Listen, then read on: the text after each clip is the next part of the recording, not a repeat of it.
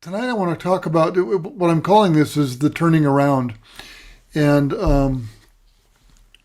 some of you heard me talk about Joko Beck, and I went back to a quote that I pulled, that I used when I talked about Joko, that I wanted to start with tonight. And that quote is it's from Everyday Zen.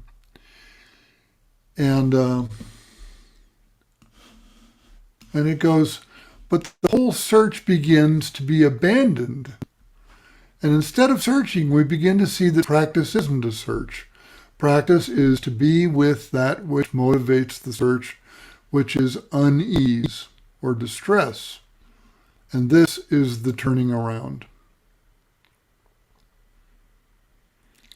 And I love that.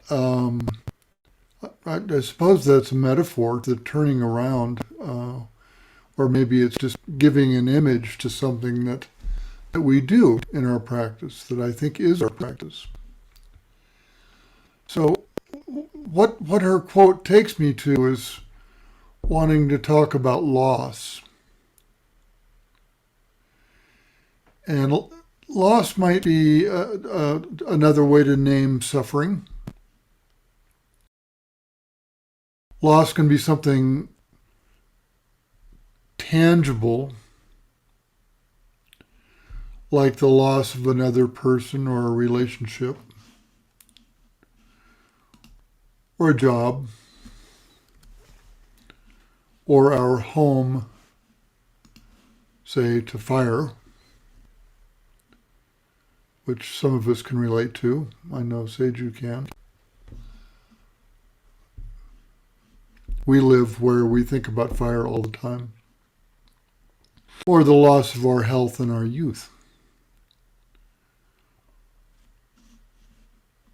I'm imagining our neighbors in Louisville after the Marshall Fire.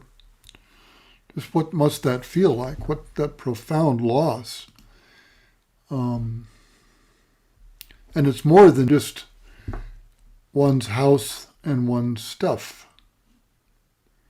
Something else is lost there too, or can be lost. Or this loss might be the loss of a sense of control or predictability in my life. I don't want to speak for anybody else, but my guess is we can all relate to these last few years, what with X number of years of political instability, followed by pandemic, followed by war. It'd be natural to feel a loss of control. I certainly don't feel I have any control over my world. And then there's just so many examples, and I don't want to make a long list of suffering and loss, but some of these are pretty intimate. There's one very close to us. Gyoto spent, and I hope it's okay to refer to this. I'll keep it very general because I really don't know how he feels. So I'm imagining a little bit, but he spent years building Eon Zen Center. A lot of people help do this, but it's largely at his direction and his initiative and commitment, and really due to fatigue and over not so much overwhelm, but just a lot of other life demands. He had to step away and do this sabbatical. And I was talking to him the other day, and I just said, I have to imagine that must feel like loss. That kind of you don't have control here.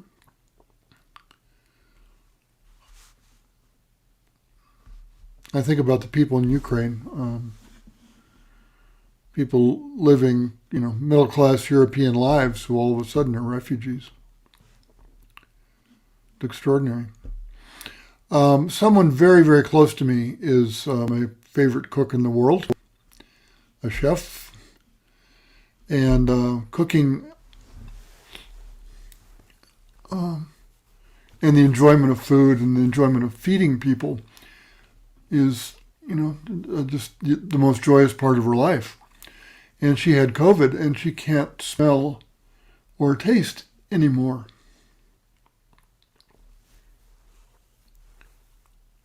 And who knows, may never be able to. The profound sense of loss. In Zen Peacemakers the other day, we had a guest, a woman some of you may know. I know Sokyo knows Ruth Wallen. Ruth Wallen is from San Diego, and she's here on a fellowship working at Naropa. And she was an environmental scientist, but now she's really more of an artist. And she was talking about the death of coastal oak trees in San Diego County, all over San Diego County, and showed pictures. And there's nothing we really can do about this. This is just happening. We're just losing these trees that are hundreds of years old.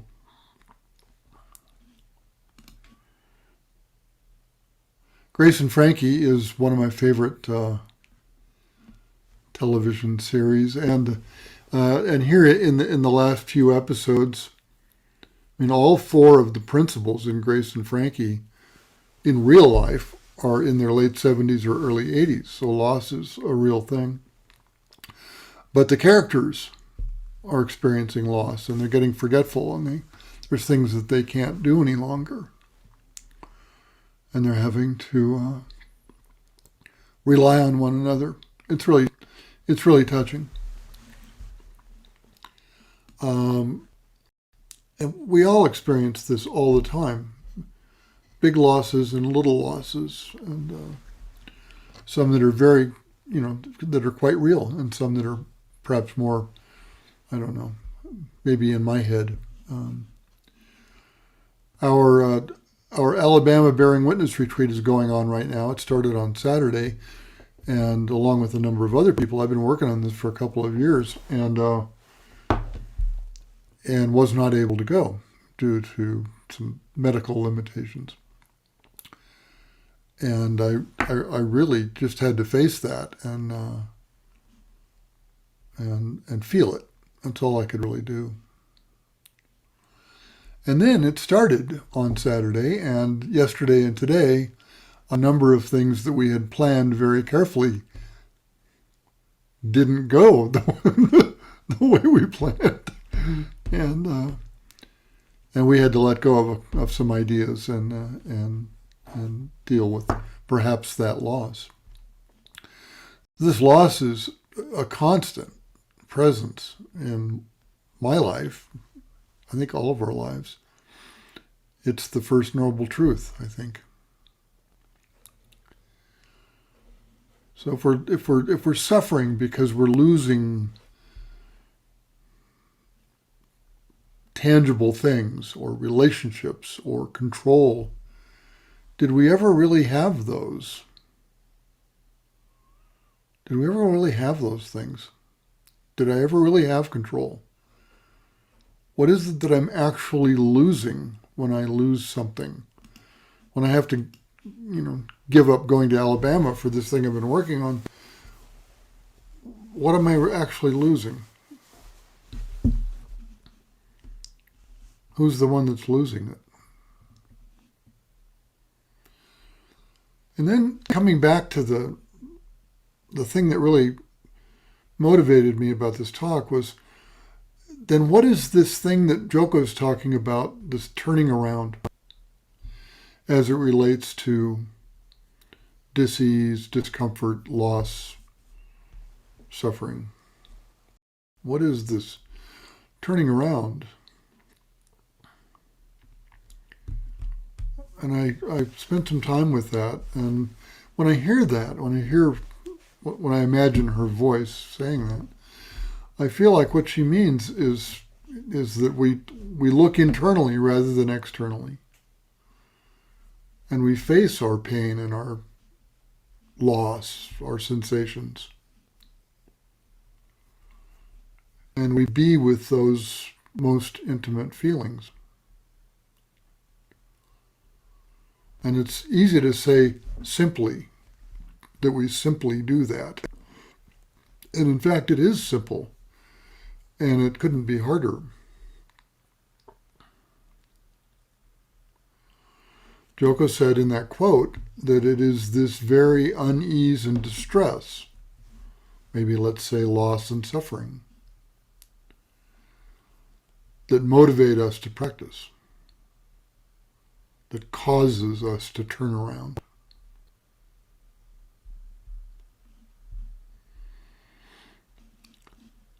I refer to this expression more than a few times, but it's because I like it. Maizumi Roshi, as we remember, said, appreciate your life. He didn't say appreciate the fun parts.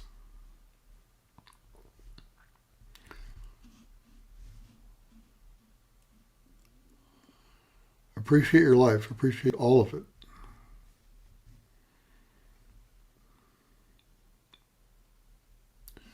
So this turning around is about letting go, but in a very active, elective, welcoming, loving, and engaged way. I like the term letting go, but I think it can be misunderstood. It can almost be interpreted as, heck with it. I'm going to just forget about that, But that's not what this letting go is about. This is, like I said, this is engaged. The kind of letting go that we're talking about.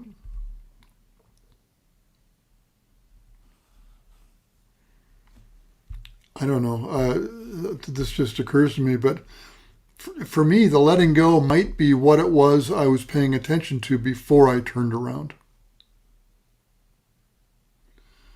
I'm letting go of that external part of my life and turning around to see who I am and how I'm dealing with my life.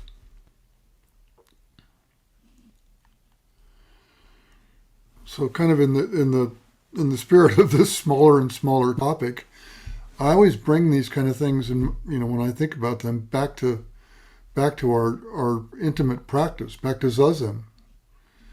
And I was wondering, do I experience loss in Zazen when I let go of ideas and thoughts and preferences? Am I experiencing loss then? Every time I exhale in Zazen, I feel like I'm letting go of everything I can possibly find around me to let go of. So do I feel lost? No. In fact, I don't. In Zazen, it's much more momentary than that if we're fully present. There's really not that much space for loss in Zazen, or at least there isn't that much space for me to have the thought of loss. There may be a sensation of it.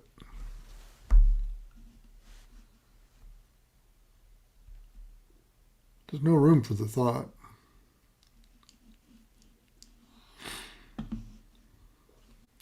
And I keep saying loss, but we can think of suffering or dis-ease, like Joko said. So the thought of this loss, the thought of it, not the experience of it, but the stories that I tell myself, or the internal narration that I do, those are extra, aren't they? Those really don't have much, if anything, to do with the loss itself.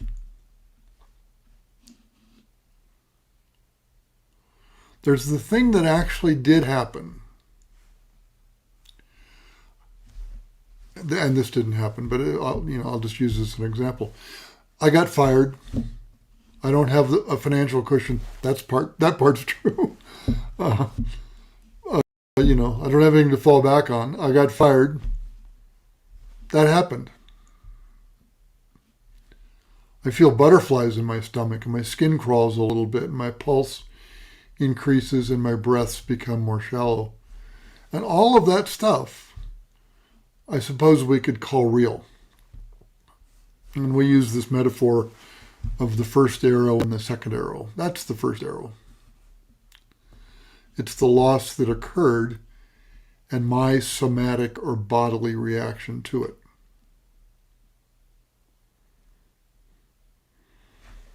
Somebody insulted me or disrespected me, and I have a bodily reaction, and I feel like I'm a 7-year-old kid begging for love. But going back to the getting fired example, then the chatter begins. This is the second arrow. Those assholes, they didn't know how good they had it. They'll never find anybody as good as me. Maybe I'll sue them for wrongful termination. I don't deserve this. Everything was going so well. This isn't my fault. It's not fair. That's all extra. That's the storytelling. That's the drama creation. That's the second arrow. That part's optional.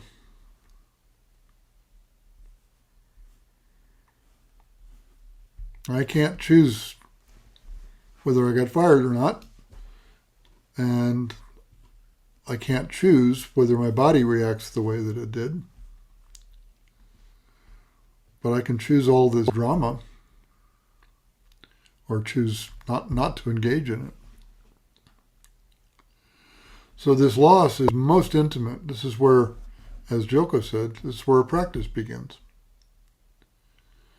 Embracing and holding it lightly, this experience of loss. Right in our senses, right in our not knowing, right in our letting go, right in our letting be.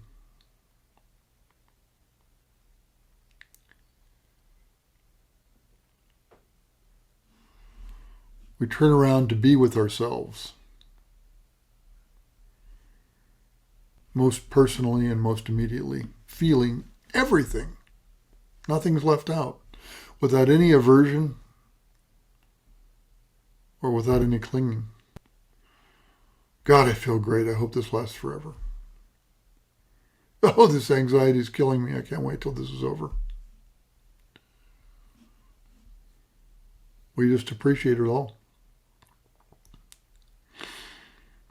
And I've had conversations with people before when they're asking about Buddhist practice and Zen practice, and I think I've had a few conversations where people, I think, mistakenly assume that there's some sort of nobility that we who practice this way perhaps see some kind of nobility in suffering, and that we like it, and that we gravitate towards it. Or worse, we don't know how to have any fun. Pain and loss are not noble. There's nothing noble about them. They're not, we shouldn't favor them or hold them in high esteem, or, build up our toughness or our stoicism. Pain hurts. We feel it. We hurt. Ouch. So we don't chase or prefer loss or pain. We don't select suffering. They happen.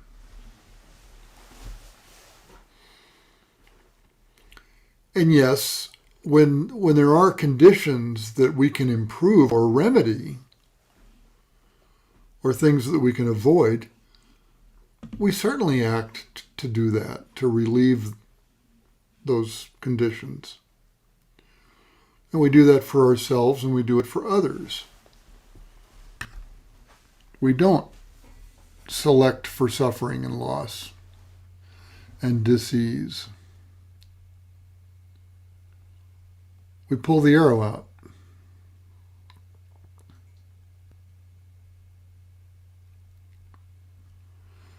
In the Shin Ming translates a number of different ways, faith in heart-mind. It's one of my favorite long chants, and the first 6 lines are just really apt for me. The great way is not difficult for those who do not pick and choose. When preferences are cast aside, the way stands clear and undisguised. But even slight distinctions made set earth and heaven far apart. If you would clearly see the truth, discard opinions pro and con. To founder in dislike and like is nothing but the mind's disease, and not to see the way's deep truth disturbs the heart's essential peace.